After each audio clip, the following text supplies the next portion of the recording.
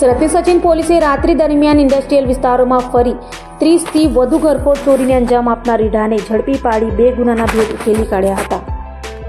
Surat police commissioner સંયુક્ત police commissioner sector 2, નાયબ police commissioner zone 6 અને મદદનીશ પોલીસ કમિશનર આઈ ડિવિઝનની સૂચનાને લઈ પીઆઈ પીએન વાઘેલાની ટીમ પીએસઆઈ એનડી ડામોરના માર્ગદર્શન હેઠળ પેટ્રોલિંગમાં હતી. ત્યારે અનાર્મ હેડ કોન્સ્ટેબલ વિજયસિંહ અને રાહુલસિંહ તથા અનાર્મ પોલીસ કોન્સ્ટેબલ દશરથને મળેલી બાતમીના આધારે વર્ષ 2012થી રાત્રિના સમયે સુરતના અલગ અલગ ઇન્ડસ્ટ્રીયલ વિસ્તારોમાં ફરી 30થી વધુ ઘરફોડ ચોરીઓને અંજામ આપનાર રીઢા એવા મૂળ ઓડિશા ગંજામનો અને હાલ સચિન જીઆરડીસી પાલીગામ ખાતે રહેતા લાલા ઉર્ફે નેલુ ઉર્ફે ગુરખા ઉર્ફે રાજુ શ્રી હરિ દનપાની બિશ્નોઈને ઝડપી પાડી તેની પાસેથી ચોરીના રોકડા 80,000 તથા ચોરી કરવા માટેના સાધનો કબજે કરી 2 ઘરફોડ ચોરીના ગુનાના ભેદ ઉકેલી કાઢ્યા હતા.